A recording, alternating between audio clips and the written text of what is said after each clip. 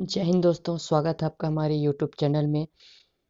आज का जो हमारा टॉपिक रहने वाला है वो है बुद्धि, है ना, इंटेलिजेंस।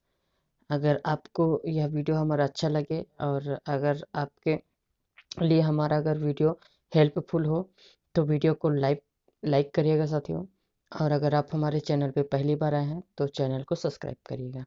तो चलिए आज के हम इस अपने टॉपिक को स्टार्ट करते हैं, है ना। सीटेट के सीरीज में, या ये बोल सकते हो कि आप शिक्षक भर्ती से किसी किसी भी स्टेट की हो, रीट का हो, एमपी टेट हो, सीजी टेट हो, सी टेट हो, है ना।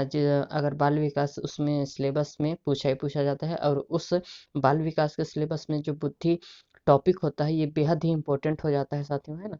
इसमें जितने भी टर्म हैं उसको आज इस वीडियो के माध्यम से हम समझने का प्रयास करेंगे। और कोशिश यही करिएगा साथियों कि आप इसका नोट्स भी बना सकते हैं ना। अगर आपको इसका पीडीएफ चाहिए तो आप हमारे टेलीग्राम ग्रुप में ज्वाइन हो सकते हैं। तो चलिए आज की इस वीडियो को स्टार्ट करते हैं, है ना। पहला अपन देख लेते हैं, बुद्धि के बारे में समझते हैं क्या है ना। बुद्धि एक व्यक्ति को उसके जीवन की वास्तविक समस्याओं को सुलझाने में मदद करती है। बुद्धि का क्या काम है कि बुद्धि का जो वास्तविक जीवन में जो भी उसके पास समस्या आता है ना, और उस समस्या को सुलझाने में क्या करता है, हेल्प करता है ना। बुद्धि के माध्यम से ही व्यक्ति अपनी हर समस्या का समाधान करता है। अगर हमारे पास बुद्धि ना हो तो हम अ, किसी भी समस्या का उसका समाधान नहीं कर सकते, है ना। तो बुद्धि से ही सोच विचार करने का जो हमारा फैसला होता है हम बुद्धि से ही करते हैं, ठीक है ना। अब बुद्धि की परिभाषा देख लेते हैं। अलग अलग मनोविज्ञान ने अपने अपना जो सिद्धांत दिया था उसको देखते हैं ना। अल्फ्रेड बीने, बीने साहब हैं, बीनेट, है ना। इन्होंने क्या कहा था, बीने का कहना है कि बुद्धि में चार चीजें होती हैं। क्या क्या होता है देखते हैं। ज्ञान होता है, आविष्कार होता है, निर्देश और आलोचना, या फिर सकारात्मक या नकारात्मक आलोचना, ठीक है ना। अब लुइस टर्मन का देख लेते हैं। लुइस टर्मन का क्या कहना है।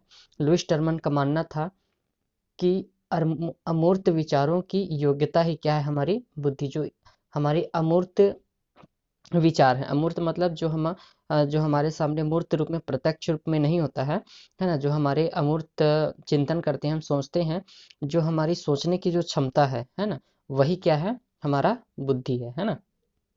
ये किसका मानना था ये, तो ये लुइस टर्मन का कहना है ना। वुडवर्थ का देखते हैं। वुडवर्थ का क्या कहना था कि वुडवर्थ का मानना है कि चीजों को पहचानने की योग्यता ही क्या है, बुद्धि कहलाती है ना। और गाल्टन का देख लेते हैं। फ्रांसिस गाल्टन का क्या कहना है। गाल्टन का मानना है कि अमूर्त विचारों की योग्यता ही क्या है, बुद्धि कहलाती है, ठीक है ना। अब बुद्धि के प्रकार देख लेते हैं। टाइप ऑफ इंटेलिजेंस, ठीक है ना, टाइप ऑफ इंटेलिजेंट बुद्धि के प्रकार। तो हेनरी गैरेट और एवर्ड थंडाइक के अनुसार बुद्धि के तीन प्रकार बताए हैं ना। किसने किसने बताया है, गैरेट ने और थंडाइक जी ने। कौन कौन सा, मूर्त बुद्धि बताया है, अमूर्त बुद्धि बताया है और सामाजिक बुद्धि बताया है। तो मूर्त बुद्धि मतलब कॉन्क्रीट इंटेलिजेंस, है ना। इसको देखते हैं, इसमें क्या है। मूर्त बुद्धि से अभिप्राय है जो चीजें हमारे सामने होती हैं, जिन्हें हम छू सकते हैं। मूर्त का मतलब प्रत्यक्ष चीजें, मतलब प्रत्यक्ष रूप से जिन चीजों को हम देख कर कार्य करते हैं ना, छू करके मैं करके कार्य करते हैं, वही हमारा क्या है, मूर्त बुद्धि के अंतर्गत आता है ना। जैसे कि देख लेते हैं, इसको गामक यांत्रिक बुद्धि जीव भी कहा जाता है, ठीक है। इसी का नाम है इंजीनियर।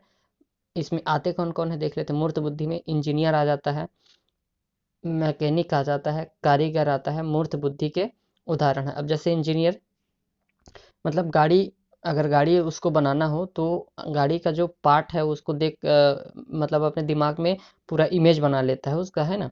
और मैकेनिक है और कारीगर है, जैसे अगर उसको खाली प्लॉट दिखा देंगे अपन कारीगर को, और उसमें बताएंगे कि कैसे वो बता देगा पूरा बिल्डिंग स्ट्रक्चर, कहाँ पे किचन रहेगा, कहाँ पे क्या रहेगा, रूम रहेगा, कैसे बरामदा, कहाँ से सीढ़ी निकालेंगे, घर का डिज़ाइन कैसा रहेगा। तो है ना, ये जो है इसके उदाहरण है। ये लोग मतलब मूर्त तरीके से करते हैं, है ना। अब अगला देख लेते हैं, अमूर्त, एब्स्ट्रैक्ट इंटेलिजेंस, है ना। जो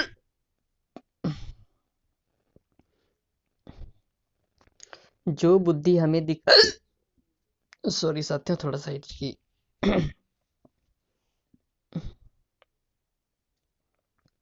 सॉरी दोस्तों।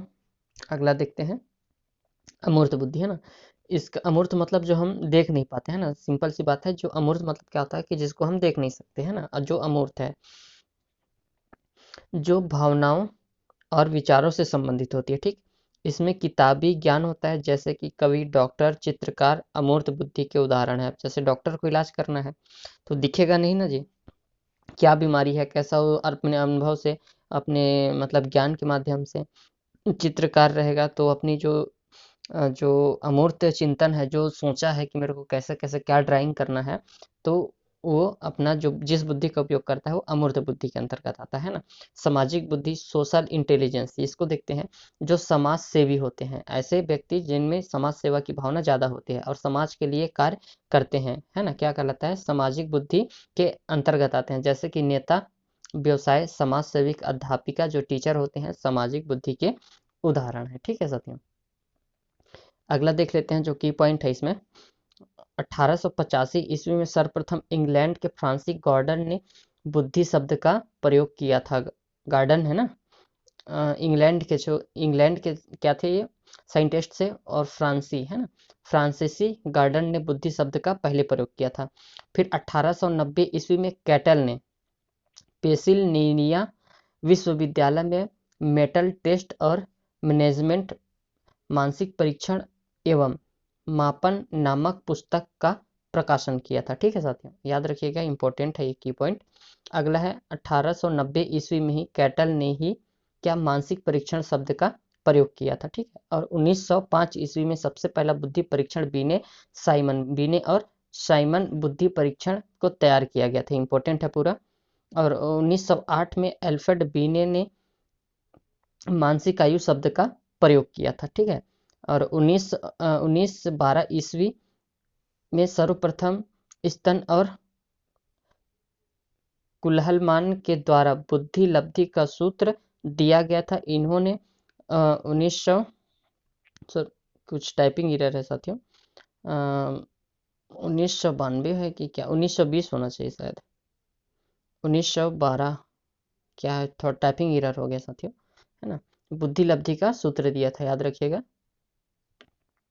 मानसिक सूत्र क्या होता है, इसका सूत्र देख लेते हैं कि मानसिक आयु बटा वास्तविक आयु, है ना, ये इन्होंने पहले दिया था। सॉरी, 1912 होना चाहिए, 1912 होगा, सॉरी ना, यहाँ पे 1912 होगा साथियों, जो यहाँ पे अपन डाउट हो रहा था।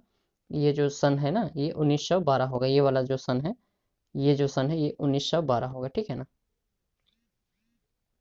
1912 होगा।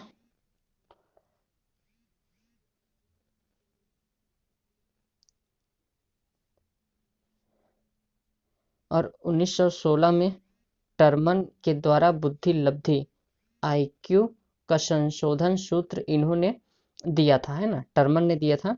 और जो इनका जो संशोधित जो सूत्र दिया था, इन्होंने क्या दिया था, मानसिक आयु बटा वास्तविक आयु गुणते 100। ठीक है ना, इसको मानसिक और यहाँ पे वास्तविक गुणते 100। ठीक है ना, ये सूत्र दिया था इन्होंने। और यही हमारा वर्तमान में आईक्यू नापने का सूत्र है। जो ये वाला सूत्र है, यही अभी वर्तमान में चल रहा है, इंपॉर्टेंट है ना, याद रखिएगा इसको। और इधर बुद्धि लब्धि है, इधर स्थिति है। अब इसमें से इंपॉर्टेंट क्या पूछा जाता है, सबसे इंपॉर्टेंट पूछा जाता है औसत आयु का, है ना। ये औसत आयु एक ज़्यादा इंपॉर्टेंट है। और एक क्या रखना है आपको, जो 40 प्लस वाले आईक्यू लेवल रहते हैं, प्रतिभाशाली बच्चे, है ना। तो स्टार्टिंग से देख लेते हैं। अगर बच्चे का आईक्यू लेवल 0 से 24 है तो ये जड़ बुद्धि या महामूर्ख बोला जाता है ना। और 25 आईक्यू से 49 तक है तो मूर्ख बुद्धि। 50 से 69 है ना, तो ये मंद बुद्धि के अंतर्गत आता है, याद रखिएगा इसको। और 70 से मतलब 70 से 70 से 79 के बीच में क्षीण बुद्धि, है ना। और 80 से 89 तक के औसत से कम होते हैं, है ना। और 90 से 109 तक क्या रहता है, औसत बुद्धि। ये इंपॉर्टेंट है ना, इसको याद रखिएगा। और 110 से 119 का जो औसत रहता है, औसत से ऊपर बुद्धि का होता है। 120 से 129 तक बेहतर बुद्धि वाले होते हैं ना। और 130 से 39 तक बहुत श्रेष्ठ बुद्धि बोला जा सकता है। और 40 प्लस मतलब 140 प्लस अगर जिसकी आईक्यू लेवल है तो प्रतिभाशाली बच्चे में आते हैं, है ना। और बेसल आयु देख लेते हैं। बेसल आयु क्या होता है? तो बेसल वर्ष उसे कहते हैं जिसमें अधिकतम आयु स्तर के प्रश्नों के बालक को हल कर लेता है ना। मतलब कि अगर वो 7 साल का बच्चा है और 12 साल के बच्चे के जितना अगर वो दिमाग रख रहा है ना, तो ये किस में आ जाएगा? बेसल आयु के अंतर्गत, है ना। यही है कि जिस आयु अधिकतम आयु स्तर के प्रश्न को बालक हल कर लेता, अपने से कम एज में वो ज़्यादा एज के उसका मतलब कि वो कर लेता है ना। और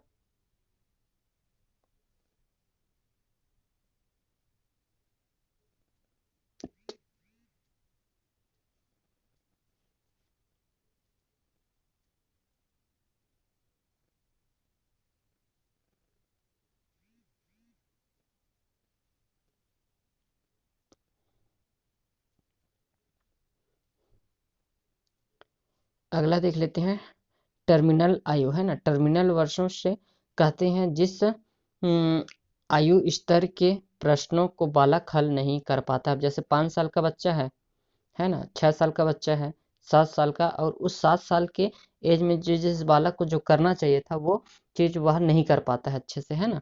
तो ये किस में आता है? टर्मिनल आयु के अंतर्गत, याद रखिएगा इस चीज़ को, है ना, इंपॉर्टेंट है। और बुद्धि के सिद्धांत देख लेते हैं। थ्योरी ऑफ इंटेलिजेंस, एक कारक सिद्धांत, वन फैक्टर थ्योरी। एक कारक सिद्धांत का प्रतिपादन किसने किया था? बीने ने किया था। इन्होंने बताया था कि सभी व्यक्तियों में एक ही प्रकार की बुद्धि होती है जो सभी कार्यों के लिए जो सभी प्रकार के कार्यों को करती है, ठीक है ना। द्विकारक सिद्धांत आया, है ना, मतलब टू फैक्टर थ्योरी। इस कार्य को स्पेयरमैन के द्वारा दिया गया था, है ना। इस सिद्धांत को किसने दिया था? तो स्पेयरमैन ने। टू फैक्टर सिद्धांत स्पेयरमैन का, है ना। सामान्य तत्व और एक विशिष्ट तत्व। सामान्य तत्व को देख लेते हैं। इसमें हर व्यक्ति में सामान्य बुद्धि जनजाति से ही होती है और हर किसी की अलग अलग पाई जाती है ना। विशिष्ट क्या होता है? इसमें इसमें जो है इस तत्व में दूसरों से अर्जित करने वाली बुद्धि होती है। हम दूसरों से अर्जित करते हैं वो चीज़ है ना। और थ्री कारक सिद्धांत मतलब थ्री फैक्टर थ्योरी, इसका प्रतिपादन भी स्पेयरमैन ने किया था, है ना। स्पेयरमैन ने बताया था कि सामान्य तत्व एवं विश्लेषण तत्व विशेष तत्व के अलावा तीसरा तत्व समूह भी होता है। समूह तत्व सामान्य तत्व और विशिष्ट तत्व का मिश्रण होता है और इसका अपना स्वतंत्र अस्तित्व जो है नहीं होता, है ना। बहुकारक सिद्धांत देख लेते हैं। मल्टी फैक्टर थ्योरी, बहुकारक सिद्धांत का प्रतिपादन किसने किया था? तो करने वाले कौन थे? थर्नडाइक जी थे, है ना। इस सिद्धांत के अनुसार बुद्धि कई तत्वों का समूह है और उनके अनुसार सामान्य बुद्धि नाम की का कोई चीज नहीं है।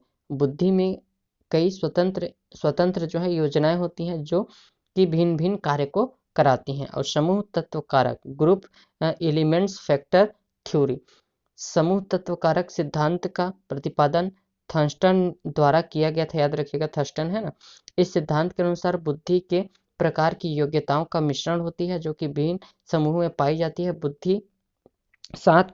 बुद्धि सात मानसिक योग्यताओं से मिलकर बनी होती है ना। बुद्धि सात होगा, सात, है ना।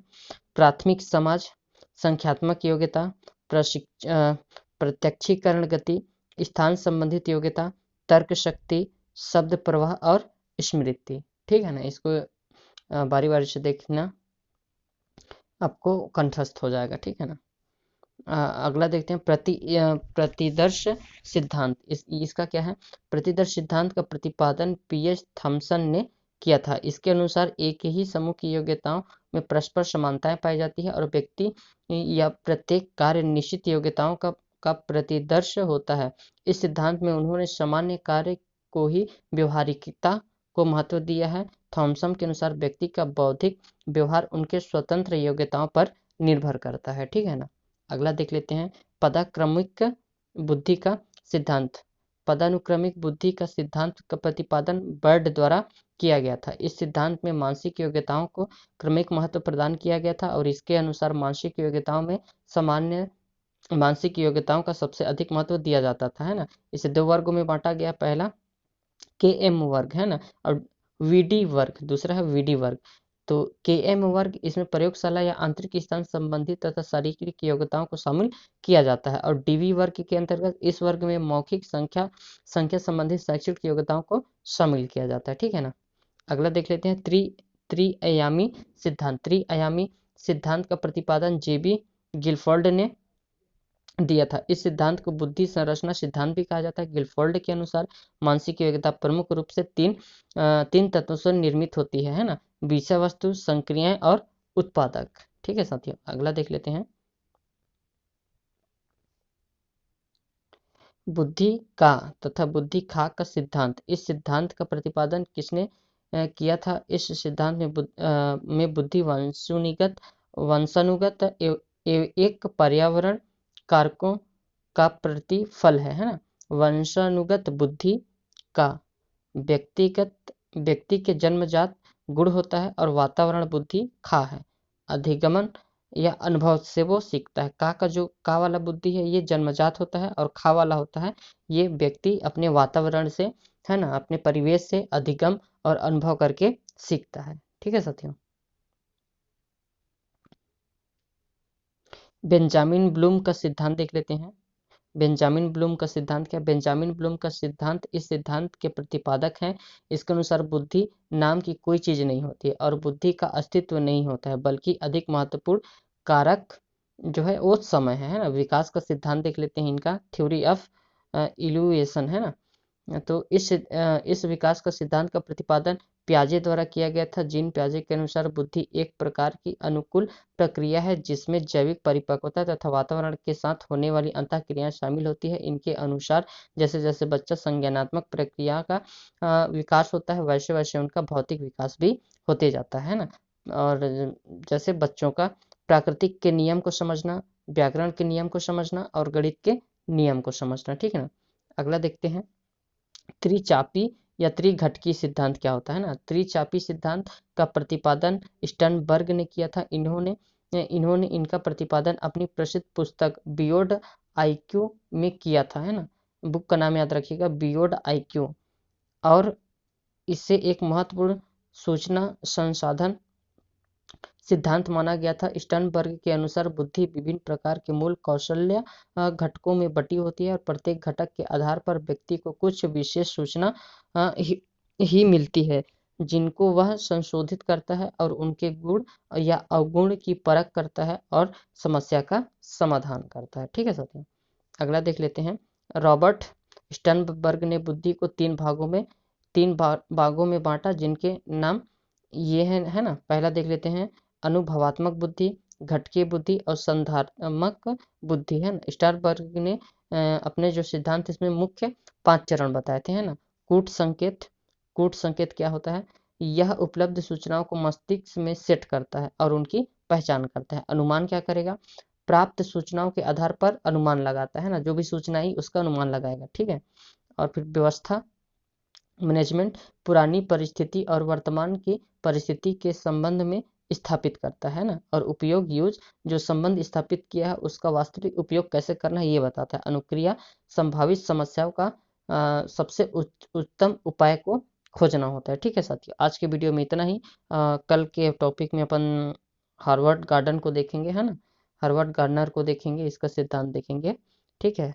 आशा करता हूँ साथियों इस वीडियो के माध्यम से आपको काफ़ी हेल्प हो सकता है ना। आज के वीडियो में इतना ही दोस्तों।